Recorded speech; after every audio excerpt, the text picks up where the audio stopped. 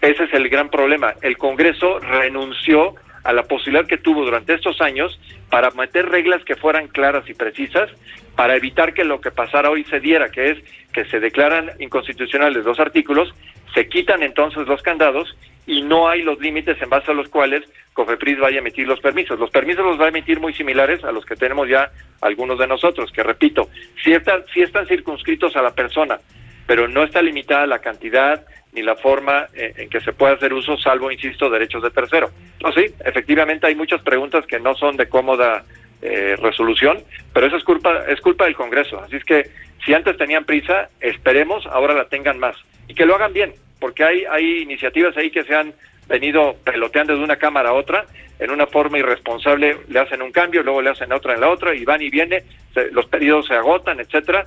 Entonces parecería ser que no quieren hacer la chamba. Pues ahora la van a tener que hacer más pronto, porque si no, insisto, van a generar problemas serios con permisos que no tienen límites, con permisos que están en un terreno francamente poco claro. En el apremio por la necesidad de contar con él es el restablecimiento inmediato de la subestación de alta tensión de Buen Tono, que es la subestación que se incendió en enero pasado. Es el centro neurálgico de suministro de energía eléctrica para las líneas 1, 2, 3, 4, 5 y 6, que además son las líneas que transportan el mayor número de usuarios.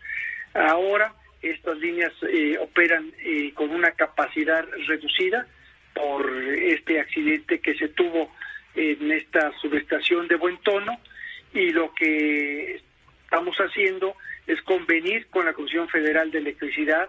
No hay mejor especialista ni mayor experto en estos sistemas de subestación que la Comisión Federal, para que se encargue del suministro, la instalación, la construcción de los edificios y el cableado de Buen Tono a estas 6 líneas. Eso ya está en curso, ya incluso hay terminados más de 700 metros de este túnel. ¿Me entiendes? ¿Por qué desviar el tema? Porque a lo que voy es de que no llegó el medicamento que se había comprometido el maestro Juan Ferrer, director del INSABI, que este medicamento iba a llegar el 26 de junio, o sea, el sábado, y no llegó Pepe, y también así el mismo presidente hace 15 días declaró que el medicamento iba a estar al 100% ya en los hospitales, y digo, ¿dónde está, Pepe? Realmente son promesas, son acuerdos que ellos dicen que han construido con nosotros, pero pues no son acuerdos, porque realmente lo que pedimos es que el medicamento esté en los anaqueles de los hospitales. La semana pasada nos informaron que estos medicamentos que llegaron de Corea del Sur el día 5 de junio aquí a México, pues estaban en el COFEPRIS, que iban a ser ya liberados. Bueno, nos comentaron que ya estaban liberados, que ya estaban en los almacenes tanto del IMSS, del INSABI y del ISSSTE, que nada más esperábamos al día sábado para que fueran distribuidos a cada hospital, y nos iban a mandar un documento de qué fue lo que llegó a cada entidad y a cada estado, para ver realmente lo que había llegado a cada hospital y qué claves habían llegado. En eso fue el acuerdo con Juan Ferrer, el maestro, que es director del INSABI, pero hasta hoy no se han comunicado con nosotros para expresarnos o que nos digan por qué nos entregó este medicamento, qué fue lo que pasó. Digo, a ningún padre de la asociación que tienen de manera directa nuestro número telefónico, pues no se nos ha comunicado nada, Pepe. Sobre los padres de los niños enfermos que no tienen medicinas, es simplemente calcar un discurso. Esta cosa de la clase media, el golpismo, esta cosa de los ladinos y todo esto, él lo único que ha hecho es llevárselo al propio terreno de su irresponsabilidad sanitaria. Hay dos elementos, Pepe, que sirven para desmontar toda su argumentación. El primero es que si no existieran estos faltantes, si no hubiera un desabasto grave en medicamentos oncológicos para niños y para adultos también, no serían necesarias todas estas intervenciones del gobierno a través de la Secretaría de Gobernación y de quien más tú quieras, para decirles una semana sí y otra semana también que ya va a haber medicamentos.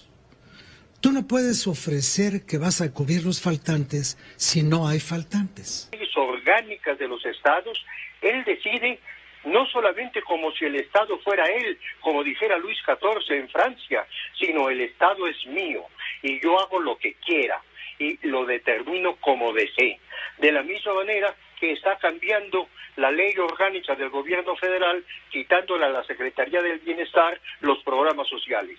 Pero en concreto, respecto de lo que tú has dicho, es preocupante que el señor presidente de la República no se dé cuenta que somos un país de instituciones, que se acuerde de Plutarco Elías Calles, el fundador del partido al que él perteneció en sus orígenes, el Partido Nacional Revolucionario, y que se dé cuenta que Plutarco Elías Calles habló de que México era un país de instituciones, que entienda López Obrador que somos un país de instituciones y que esas instituciones están reguladas por las leyes y que esas leyes están hechas por el Poder Legislativo, que no considere que porque tiene mayoría en la Cámara, aunque no sea calificada, como no lo va a hacer en la próxima legislatura, él puede hacer lo que desee. Una valoración antes del alta en el Hospital Joco, o sea, la trasladaron desde muy temprano, se le hizo una valoración minuciosa por parte de un especialista de otorrinolaringología,